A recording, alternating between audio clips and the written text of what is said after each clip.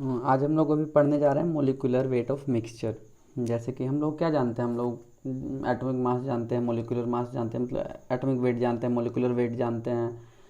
तो अगर कोई दो एलिमेंट या दो कंपाउंड का मिक्सचर है, जैसे कि सपोज़ कार्बन डाइऑक्साइड CO2 है और प्लस H2O, ऐसे करके दो गैस H2O गैस फॉर्म में है, इन दोनों का मिक्सचर है ऐसे करके सिंपली, या फिर सॉलिड फॉर्म में ही दो किसी मतलब दो कोई कंपाउंड का मिक्सचर है, तो उसका एटॉमिक वेट कैसे निकालते हैं, उसका मोलिकुलर वेट कैसे निकालते हैं।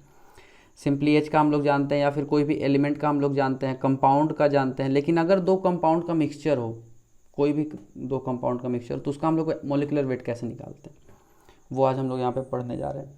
तो सपोज़ आपके पास एक क्वेश्चन दिया है ऐसा करके, यहाँ पे दिया है कि 36 ग्राम ए है और 30 या फिर 23, सॉरी इवन नंबर ले लेता हूँ, इजी होगा कैलकुलेशन। 26 ग्राम बी है, ठीक है।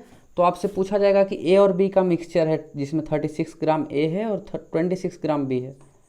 तो अब इसका आप मोलिकुलर मिक्सचर, मतलब मिक्सचर का मोलिकुलर वेट हम बताइए, तो कैसे निकालना है। तो सबसे पहले हमको सबसे पहले मोलिकुलर वेट निकालना होगा। जैसे ए कोई कंपाउंड होगा ना, ए इज़ अ कंपाउंड या एलिमेंट जो भी हो, कंपाउंड स्लैश एलिमेंट जो भी हो, क्या फ़र्क पड़ता है, इसका वेट तो हम लोग निकाल ही सकते हैं। उसका वेट निकाल देंगे, बी का मोलिकुलर वेट निकाल देंगे, या फिर उसका एटॉमिक वेट निकाल देंगे। उसके बाद नंबर ऑफ मोल्स हम लोग फाइंड करेंगे। नंबर ऑफ मोल्स कैसे निकलता है, नंबर ऑफ मोल्स कैसे निकलेगा, total mass divide by atomic mass. जैसे कि यहाँ पे क्या है 36 बाई ए का atomic mass plus 26 divide by B का एटॉमिक मास। हम लोग कैसे निकालते हैं, जैसे कि अगर हम लोग को पता है कि एक ऑब्जेक्ट का वेट अगर सपोज x ग्राम है, तो 1 kg में कितना ऑब्जेक्ट होगा, ऐसे करके अगर कोई क्वेश्चन है कि 1 kg में कितना ऑब्जेक्ट है, तो हम लोग कैसे करेंगे 1 kg डिवाइड बाई x ग्राम, वैसे करके निकालते हैं ना। तो ऐसे ही दिया है यहाँ पे, मोलिकुलर मास हम लोग को पता है और 36 ग्राम है, तो बोलेगा 36 ग्राम में कितना मोल है, तो नंबर ऑफ मोल्स हम लोग यहाँ पे निकाल सकते हैं। टोटल नंबर ऑफ मोल्स हम लोग निकाल लिए, Na टोटल हम लोग ने निकाल लिया यहाँ पे कि टोटल कितना मोल्स है। अब क्या होता है एटॉमिक वेट या फिर मोलिकुलर वेट, क्या होता है मोलिकुलर वेट, हम लोग यहाँ पे क्या निकालना है, तो मोलिकुलर वेट हो जाएगा total weight divide by number of moles, total weight divide by number of moles. ये कैसे आए ये अब समझिए पहले। यहाँ पे बोल रहा है कि 5 मोल है, या फिर सपोज x मोल है, x मोल का वेट दिया हुआ है ना क्वेश्चन में कि 36 ग्राम है और 26 ग्राम है, ऐसा करके एग्जांपल मैंने लेके दिखाया है कि 36 ग्राम 26 ग्राम है। तो टोटल वेट कितना है 36 प्लस 26 कितना हो गया 62 ग्राम। तो 62 ग्राम में सपोज x मोल है, तो 62 ग्राम x मोल है, तो एक मोल का वेट को ही तो मोलिकुलर वेट कहेंगे ना, एक मोल के वेट को ही तो मोलिकुलर वेट कहते हैं। तो एक मोल के लिए क्या होता है न्यूट्री मेथड से 62 बाई एक्स हो गया नंबर ऑफ मोल्स और 62 हो गया टोटल वेट, गिवन जो वेट है हमारे पास वो हो गया टोटल वेट, और यहाँ पे x इक्वल टू हो गया नंबर ऑफ मोल्स।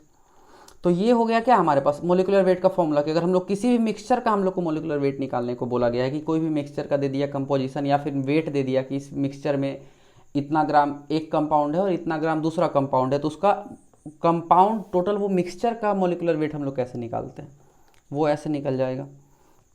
अब हम लोग चलिए क्वेश्चन करके देखते हैं, क्वेश्चन करने से ज़्यादा क्लियर हो जाता है कॉन्सेप्ट, तो एक क्वेश्चन कर लेते हैं। क्वेश्चन में क्या है कि CH4 कितना है 32 ग्राम है एंड N2 कितना है 28 ग्राम। तो क्या बोल रहा है कैलकुलेट मोलिकुलर मास, ठीक है, calculate molecular mass of mixture या फिर मोलिकुलर वेट ऑफ मिक्सचर। चलिए क्या फर्क पड़ता है,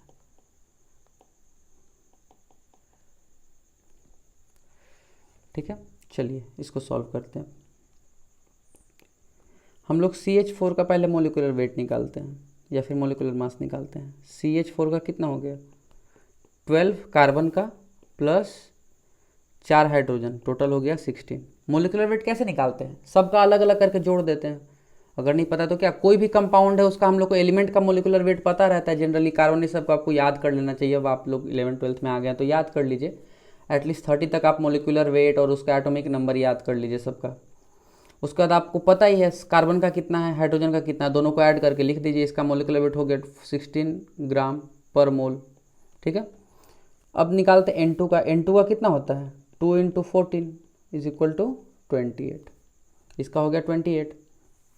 तो चलिए नंबर ऑफ मोल्स निकालने का क्या है, CH4 कितना है, CH4 है 32 ग्राम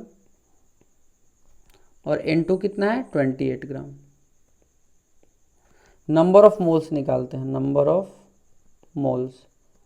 नंबर ऑफ मोल्स क्या होता है, given weight by molecular weight 32/16 = 2।